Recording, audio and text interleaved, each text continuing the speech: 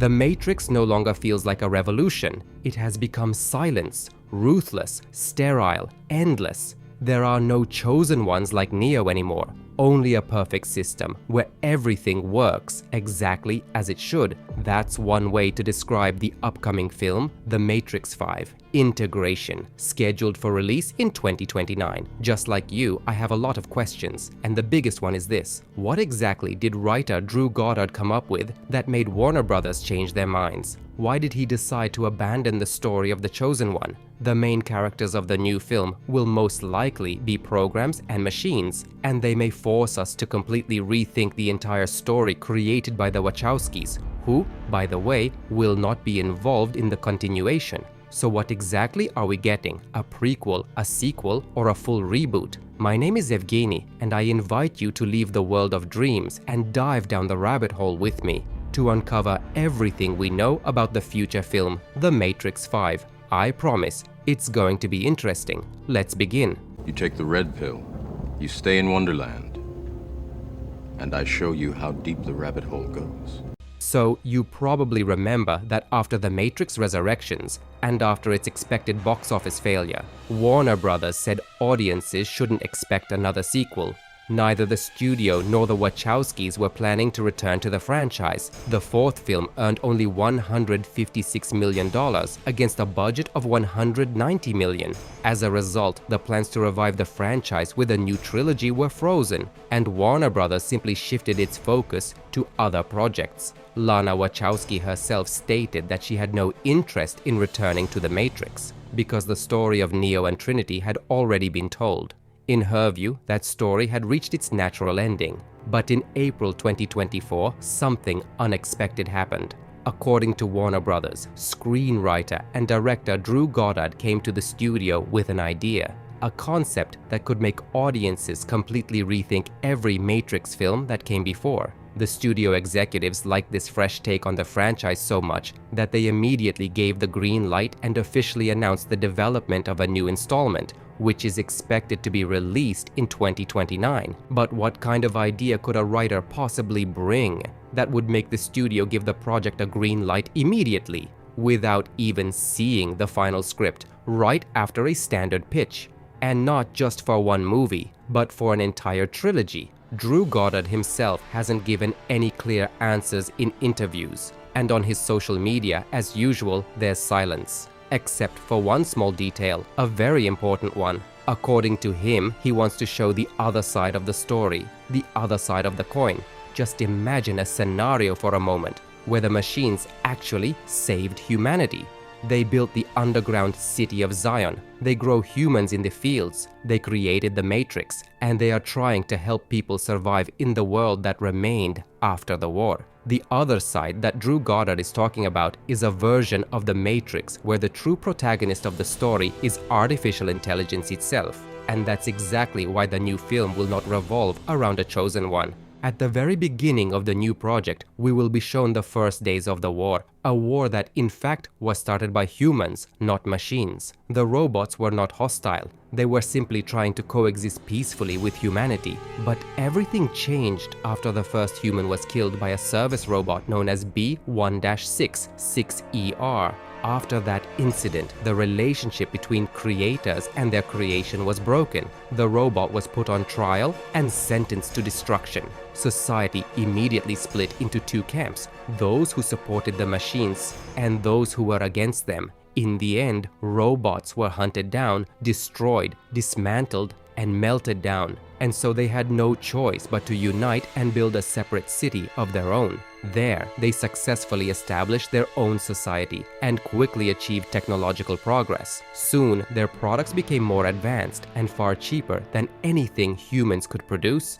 As a result, countries around the world began to depend on goods made by the machines, and this growing dependence eventually turned into an economic conflict between humanity and the city of machines. Humans didn't want to share the planet, its resources, or its wealth with a new form of life, and so war became inevitable. In the original films, we were never shown the full details of that conflict. We only knew fragments of the story, a version where, from the human point of view, the machines seemed to be responsible for everything that happened. But was that really the case? What if Drew Goddard wants to tell the full story of artificial intelligence? An intelligence that never actually behaved with hostility toward humans. If we remember the words of Morpheus and his understanding of what caused the conflict, we realize something important.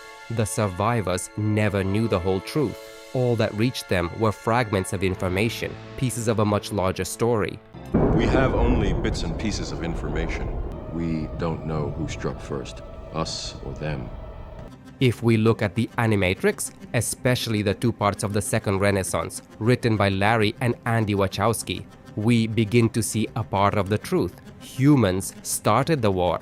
Humans were the first to drop atomic bombs on the machine city. And it was humanity that burned the sky, releasing swarms of nanomachines into the upper layers of the atmosphere. These machines were meant to block the surface of the Earth from sunlight and create an electromagnetic barrier. At that time, the sun was the primary source of energy for the machines. If you could cut them off from their power supply, victory in the war might become possible. The barrier also prevented machines from breaking through the sky. Their chips would burn out and they would quickly shut down. But in the end, none of it worked. Artificial intelligence was forced to turn to another, virtually inexhaustible source of energy, the bioelectric, kinetic, and thermal energy of the human body.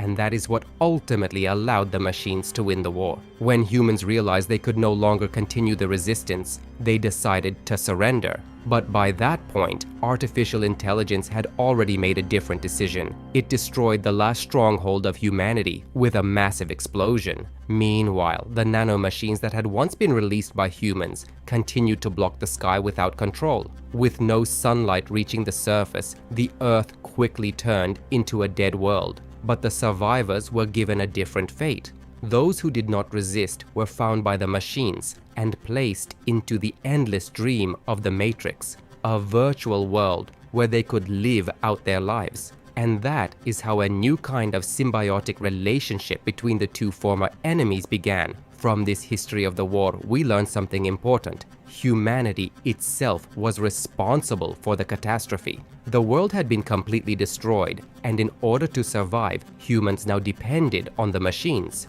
and on the Matrix. And in the new film, we may finally see the full story of that conflict, including the construction of the underground city of Zion.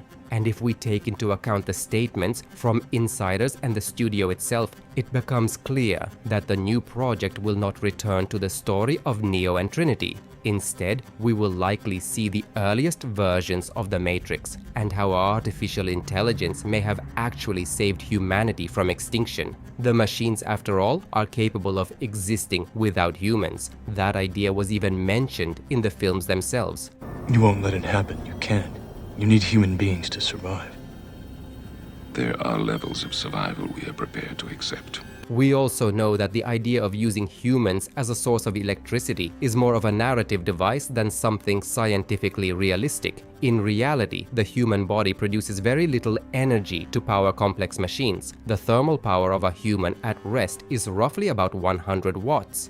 Even if you gathered a huge number of people, the energy required to keep them alive, food, water, heat, and life support, would far exceed the energy they could produce. On top of that, the machines in the Matrix universe are shown to use thermonuclear energy as well, so maintaining massive human farms would make little sense unless artificial intelligence had completely different goals. In one interview, Lana Wachowski was asked whether the city of Zion is truly part of the real world or just another level of the Matrix. Her answer was clear: Zion exists in the real world, but it was built by the machines, because humans simply didn't have the resources to construct something on such an enormous scale. And that explanation sounds far more believable than the story of the first chosen one who supposedly awakened in the real world and united humanity.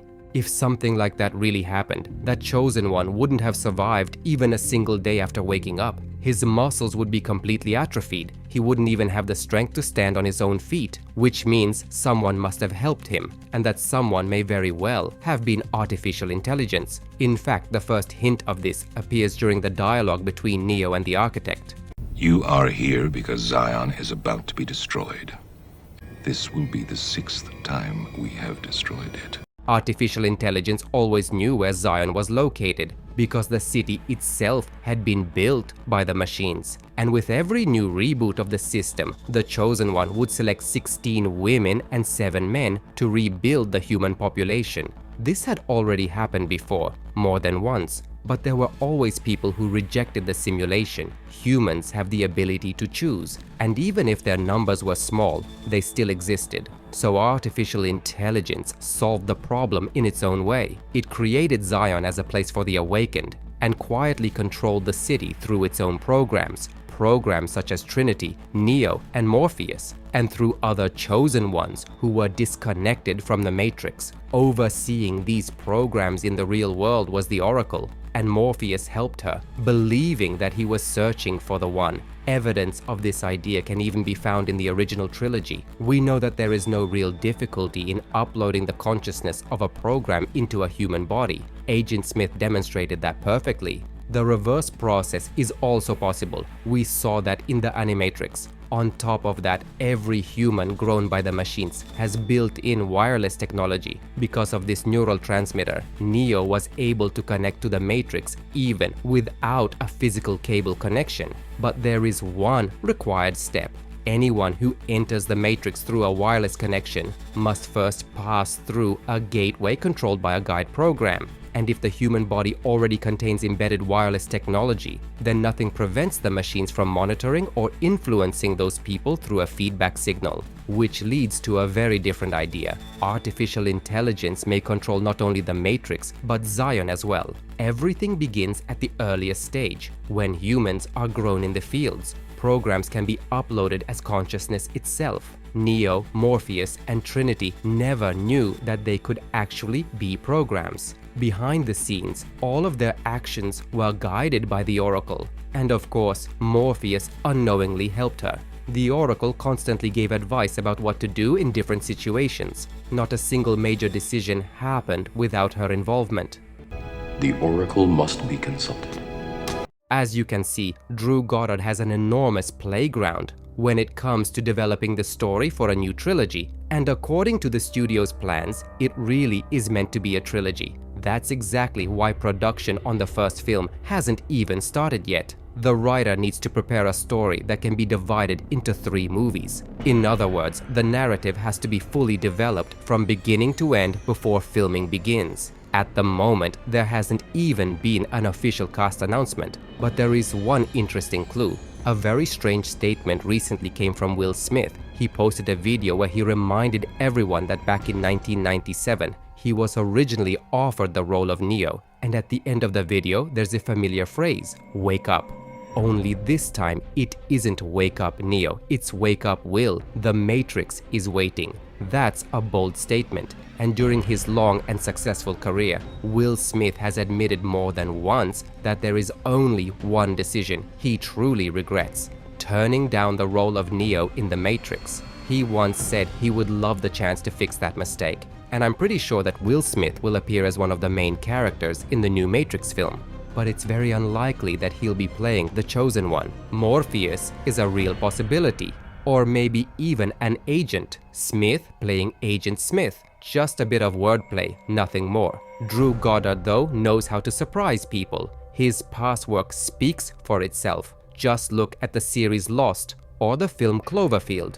Hopefully, The Matrix 5 will become a fresh reinterpretation of the universe, and maybe even a masterpiece on the same level as what the Wachowskis once created. At least for me. As a fan of the simulation, I'll definitely be waiting for the beginning of 2029. According to insiders, the studio wants to release the film to coincide with the 30th anniversary of The Matrix. But what about you? Are you waiting for The Matrix as much as I am? Let me know in the comments. When I found out that Warner Brothers had officially announced The Matrix 5, I started following the news almost every day. And every now and then, small pieces of information appear online. Most of them, of course, are probably fake. But still, there's very little real information out there, so I tried to put together everything that exists right now and turn it into an interesting video. I really hope you enjoyed it. In the future, I'm planning to release a much longer video about the complete chronology of the Matrix universe. In that video, I'll explain things like why Zion is actually part of the real world,